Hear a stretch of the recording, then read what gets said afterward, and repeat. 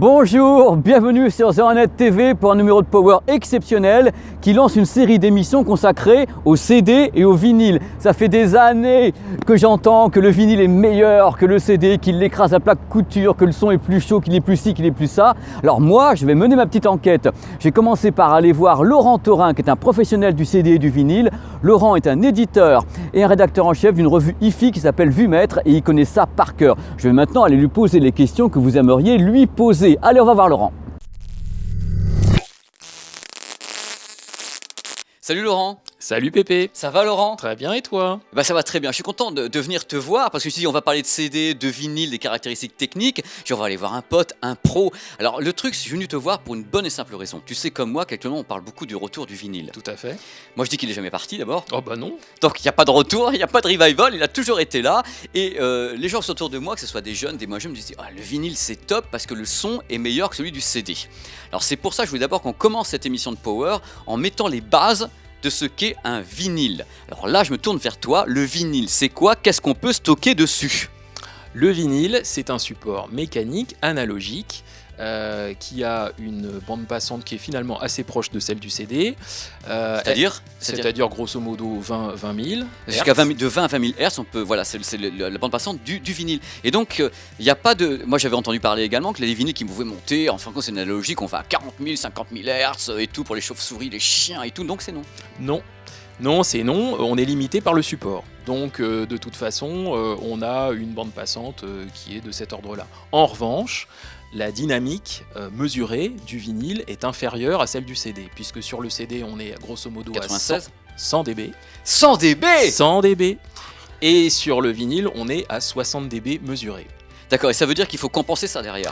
C'est-à-dire qu'en fin de compte, les gens qui ont conçu la gravure et l'enregistrement du vinyle ont inventé ce qu'on appelle la courbe RIAA. Et cette courbe RIAA permet tout simplement de faire une compression intelligente de la dynamique. C'est-à-dire qu'en gros, l'ingénieur du son fait en sorte que le signal soit véritablement soigné.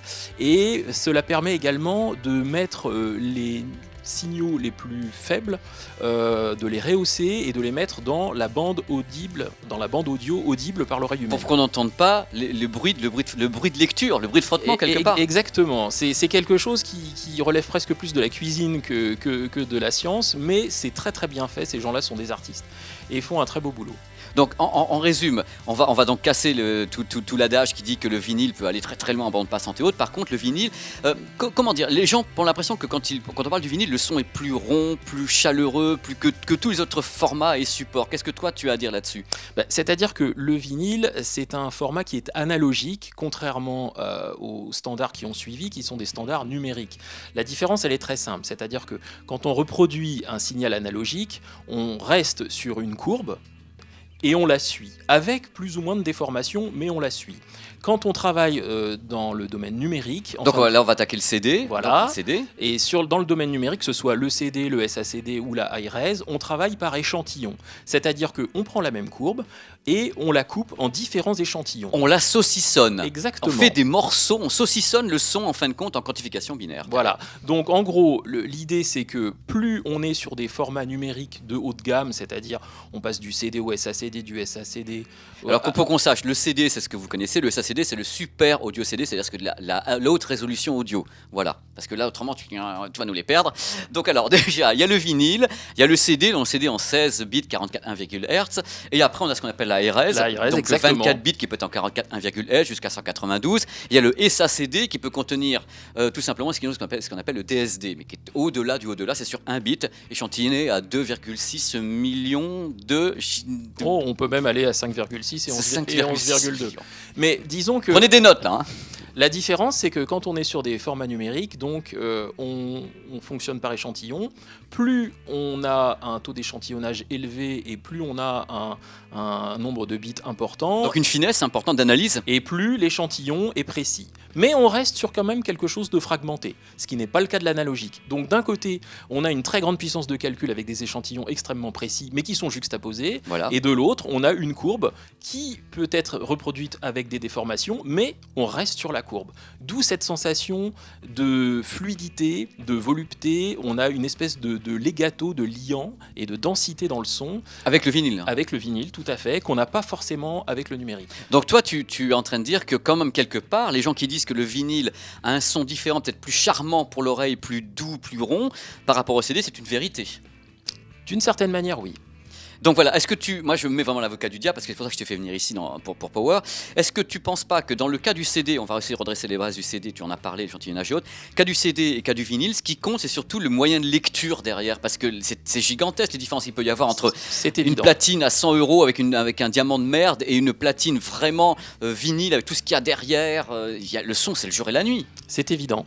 Il y a une chose qu'il faut dire qui est assez importante, c'est que le CD aujourd'hui arrive vraiment à maturité, c'est-à-dire que c'est un support qui est vraiment mûr. Il est arrivé à un niveau de performance sur des grosses machines qui est très étonnant. On arrive à obtenir un niveau de musicalité et de performance sonore à partir d'un CD aujourd'hui, vraiment dans d'excellentes conditions. Bien sûr, ça requiert des machines un petit peu coûteuses, mais vraiment le résultat est très étonnant. Donc c'est assez paradoxal de voir que le CD est abandonné aujourd'hui alors que finalement il ne s'est jamais aussi bien porté sur le plan de la qualité sonore. Oui, mais enfin, le master qui a servi à faire le CD aujourd'hui, tu peux le télécharger en streaming. Tout à fait. En streaming qualité CD ou en hi-res, c'est le même master. C'est là où effectivement il y a eu une grande évolution, c'est qu'aujourd'hui, très souvent, l'enregistrement du CD a été fait au format natif hi-res. hi-res, on répète, 24 bits. Voilà, l'hi-res, c'est le 24 bits. Que ce soit 41 kHz, 48 ou autre, mais c'est du 24 bits. Et après, il est downsamplé pour la version CD, c'est-à-dire qu'on passe... Downsamplé, ça veut dire qu'on prend du 24 bits et on le remet en 16 bits, c'est-à-dire qu'on descend la fréquence d'échantillonnage. Voilà, on passe d'un 24 à un 16 pour être compatible avec la norme CD. Alors moi, je vais te poser une question tout de suite qui va intéresser tout le monde. Il y a pour moi, j'estime, 2 catégories de vinyles. Tu vas m'arrêter si j'ai tort. Il y a les vinyles qui sont sortis, on va dire, il y a 40 ans, 50 ans, à partir des bandes analogiques. Et maintenant, si j'achète le vinyle de Adele, est-ce que le vinyle de Adele, Adele est enregistré en numérique dans un studio, c'est plus la même chose. Avant, on avait le direct, les bandes analogiques mises sur le CD. Là, maintenant, on a un master numérique qui est peut-être presque identique entre le vinyle et le CD. C'est plus la même chose. Ou pas. Ou pas. En fin de compte, le truc, c'est que il faut vraiment faire le distinguo entre la manière dont a été menée la prise de son, puis le mastering, puis le mixage, le mastering, la gravure et l'écoute avec le système avec lequel on écoute. C'est-à-dire qu'il n'y a pas réellement de vérité sur ce genre de choses. Une prise de son analogique pure aujourd'hui peut donner des résultats merveilleux, une prise de son numérique peut donner de mauvais résultats, c'est assez compliqué. Ce qu'il faut, c'est surtout voir la cohérence avec laquelle ont travaillé les ingénieurs du son pour donner un disque qui est musical ou pas. Il y a des vieilles prises de son analogiques qui sont sublimes, d'autres qui sont extrêmement mauvaises, et aujourd'hui, il y a des prises de son numériques qui sont merveilleuses et d'autres pas du tout. Alors oui, je t'arrête dans ton explication. Là, tout ce que tu me dis, moi, c'est du miel pour mes oreilles. Mais le truc qu'on veut savoir, par exemple, je prends le vinyle d'Adele. Oui. J'ai le CD d'Adele. Oui. Est-ce que le son va être le même, entre guillemets ? Il sera différent. Il sera différent. Quel sera le plus séduisant des deux ? Ça dépendra de ton matos, de tes oreilles, de ta grand-mère qui fait du beurre, c'est quoi ? La grand-mère, je ne pense pas, mais le matériel, c'est certainement. C'est-à-dire que, a priori, sur le support analogique, donc sur le vinyle, on aura une restitution qui sera plus ample, qui sera plus ronde et qui sera peut-être un petit peu moins précise. Mais si on prend par exemple l'exemple du dernier Daft Punk, Random Access Memories, qui est un exemple absolument merveilleux de travail dans les règles de l'art extrêmement traditionnelles. Il y a eu un reportage d'ailleurs fait sur carrément le mastering et la fabrication de... Le gros du travail a été fait en analogique et au final, on a un résultat extraordinaire sur le vinyle, un résultat extraordinaire sur le fichier natif 2488.2. Donc il reste le fichier car voilà. Mais quand on écoute, on n'a pas le même son. Alors les gens vont s'y perdre, tu es en train de me dire qu'on part des mêmes trucs, après on n'arrive pas au même résultat. En fin de compte, c'est... Les deux sont bons.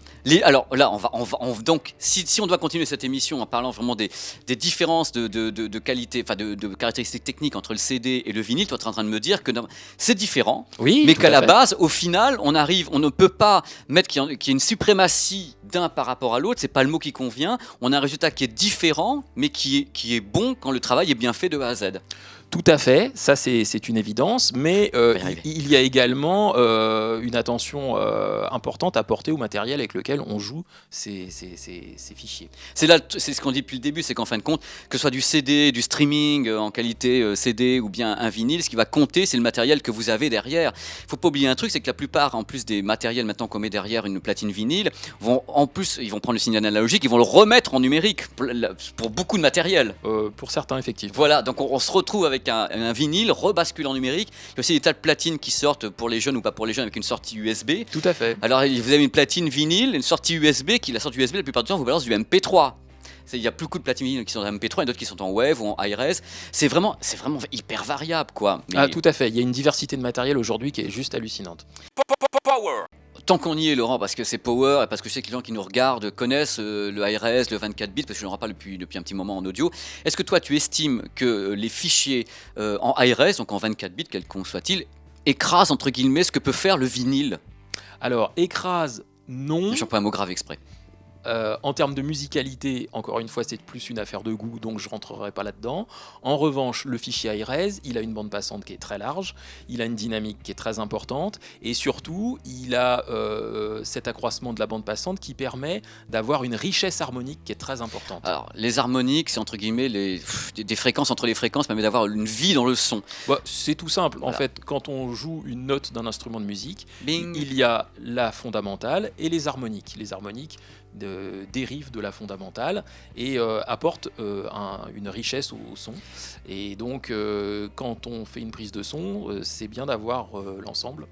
Ça apporte un son beaucoup plus riche et beaucoup plus délié. D'accord. Alors toi, je sais que j'entends beaucoup de choses également parce que les gens qui nous regardent nous laissent des tas de messages sur les forums partout en disant que notre oreille humaine, tu sais qu'elle est limitée. Tout à fait. Alors je vais te poser la question que je pose à tous les gens qui sont des super pros que je rencontre. Est-ce que ça sert à quelque chose de se balancer un fichier qui va jusqu'à 40 000 Hz, 50 000 Hz, alors que notre oreille humaine s'arrête bien avant? Oui, ça sert pour une raison très simple. C'est que l'oreille humaine, c'est grosso modo 20-20 000. Ah oui, à la naissance.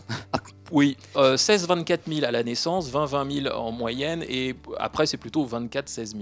Mais les instruments de musique, eux, ont une bande passante qui est beaucoup plus large que celle de l'oreille humaine. Ça dépasse 20 000, Tout très à facilement. fait, est beaucoup plus large. Donc quand on a un fichier avec une bande passante très large, on a toutes les harmoniques de l'instrument, et ces harmoniques ont des répercussions sur la partie audible par l'oreille humaine. Donc ce qu'on entend, c'est le signal, mais enrichi grâce aux harmoniques. Et on n'entend pas les extrémités, mais on entend ces harmoniques qui agissent sur le segment moyen. Donc ça a de l'importance. Donc on peut dire aux gens que ces harmoniques, ce serait la vie, en fin de compte. Une sorte de vie insufflée à l'intérieur même du signal. Tout à fait. Par rapport à une ampleur, enfin ce qu'on peut entendre dans la vie sur des trompettes, par exemple, des choses comme ça, parce que c'est vrai que ça va très très haut au niveau de la bande passante. Tout à fait. La trompette, ça va très loin, par exemple, et donc on peut avoir l'étendue de ce que peut délivrer l'instrument. Là, on a des trucs quand même très spécialistes tous les deux. J'espère qu'on n'est pas allé trop loin techniquement, mais il fallait qu'on fasse cette émission pour vous donner vraiment les différences entre guillemets entre ce qui est quantifié en binaire, c'est-à-dire du CD et du hi-res, et du vinyle qui est analogique. Mais est-ce que toi, tu as senti dans les années qui viennent de se dérouler, est-ce que tu as senti une différence de qualité sur les vinyles, qu'on travaille mieux qu'avant, ou au contraire c'est un peu différent, ou c'est un peu bâclé quelquefois? C'est très variable. Il y a une grande partie de la production qui s'est bien améliorée, notamment avec l'arrivée je dirais plus importante de galettes en 180 grammes qui nous ont... Il y a beaucoup de rééditions. Moi j'ai vu les albums de YouTube, oui. réédités en 180 grammes et Alors, autres. Ça apporte quoi? Dans les rééditions, encore une fois, il y a de très bonnes choses et de moins bonnes. Donc c'est toujours au coup par coup. Malheureusement, il n'y a pas de réalité sur ce genre de choses. Il faut vraiment écouter et se rendre compte par soi-même. En revanche, l'avantage d'une galette en 180 grammes, c'est qu'elle est un peu plus épaisse, donc elle est un peu plus inerte mécaniquement. Elle est plus stable. Elle est plus stable, ça bouge pas. Mais il y a des 180 grammes qui parfois pêchent, hein, donc voilà. Encore une fois, l'exemple de U2 est très intéressant parce que sur le U2. C'est Joshua Tree qui a été réédité en 180 entre autres. Tout à fait, Ouais. mais si on prend par exemple le tout dernier album qui a été fait dans une très très belle édition en laque blanche, en vinyle blanc, les pigments qui ont servi pour faire le vinyle rajoutent un petit peu de bruit de fond. Donc ça, Le bruit de fil, un bruit de lecture. c'est pas forcément génial. Mais sinon, voilà, il y a des artistes qui de toute façon sont extrêmement attachés à la qualité de son et qui font un travail juste admirable. Et là, c'est valable pour tous les supports. Le travail sera Exactement, admirable à la prise de exactement. son, au mixage, Exactement. au mastering. Ça sera admirable en CD, en vinyle, en streaming. C'est ce qu'il Voilà. faut savoir. C'est qu'à la base, quand vous écoutez un fichier, moi, enfin, écouter de la musique, ce que j'ai toujours, on écoute le fichier à la base. Et après, il y a tout le matos qui est derrière. Mais d'abord, on écoute un morceau de musique. Si on a un morceau de musique qui est crade, qui est dégueulasse, vous pouvez le mettre sur n'importe quel système, il restera crade et même un peu plus crade quand le système va essayer de fouiller un truc à l'intérieur. C'est toujours là qu'est le problème. Donc, oui. T'es pas d'accord, c'est pas Je grave. suis parfaitement d'accord. Laurent, je vais te poser une question, parce que là, on va terminer cette émission en parlant un petit peu du marché du vinyle, puisque c'est une des caractéristiques enfin, c'est un des trucs que j'ai envie d'évoquer avec toi. On en est où dans le vinyle au niveau des ventes? Parce que je crois que la Grande-Bretagne cartonne, mais avec quelques artistes. Oui, tout à fait. Depuis 2014, il y a eu une très très bonne envolée en Grande-Bretagne. D'ailleurs, en 2014, ils ont fait plus d'1 million de ventes de vinyle et surtout, ils ont fait leur plus beau score depuis 25 ans en termes de ventes de vinyle. Il faut savoir que la Grande-Bretagne est un pays très vinylophile. Ils adorent toujours ça. été. Ils ont une culture hi-fi très très forte avec des très belles platines. C'est eux qui font quasiment les plus belles platines. Et donc, ça, c'est quelque chose de. Tu nous parles du cas d'Adèle et de Bowie, justement, qui ont cartonné. Adele et Bowie ont vraiment cartonné. Le Black Star de Bowie s'est très très bien vendu. En 2016, ils ont vendu 3,2 millions de vinyles. Et ça, c'est quand même un très. C'est admirable, dont 200 000 Adèle, parce que l'Adèle, je crois que c'est la plus forte vente sur un titre, sur un album. Tout à fait. En Grande-Bretagne, 200 000 vinyles écoulés en Grande-Bretagne, c'est juste du délire. On n'avait oui, jamais vu ça. C'est vraiment un très très beau score. Mais la France, à son niveau, se défend pas trop mal, puisque en 2016, il s'est vendu à peu près 500 000 vinyles. Donc c'est beaucoup moins, certes. Mais par rapport je dirais, aux us et coutumes du marché français, c'est vraiment bien. 5% du marché est détenu par le vinyle actuellement, je crois en 2016, c'est le chiffre que Ouais. j'avais eu, et 2,2% du marché mondial de la musique est détenu par le vinyle. Donc on est quand même sur quelque chose qui existe, une niche, Tout mais à une niche fait. en pleine forme. C'est ça le truc. Et aux États-Unis, en 2016, il y a eu une croissance de 52% des ventes de vinyle, ce qui est quand même une très très belle avancée. Donc franchement, le vinyle cartonne. Et c'est un juste contre-pouvoir à la hi-res et c'est pas mal. Laurent, il va falloir conclure, parce Ah. que là, ils en sont au Doliprane quand même, quelque part. Là, avec nous deux, ils en sont au Doliprane. Le truc qu'on peut dire, parce que je crois qu'il faut qu'on en parle, là, on a parlé donc du CD, de la quantification binaire, les supports numériques, du vinyle, de la hi-res, fond du 24 bits.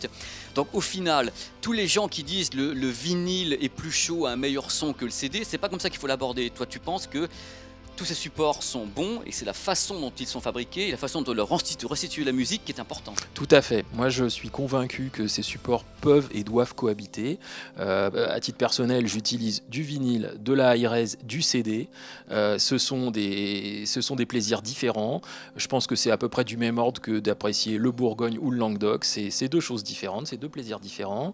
Et ça apporte beaucoup. Maintenant, ce qui compte aussi beaucoup, c'est la manière dont c'est fait, la manière dont c'est joué et la manière dont c'est enregistré.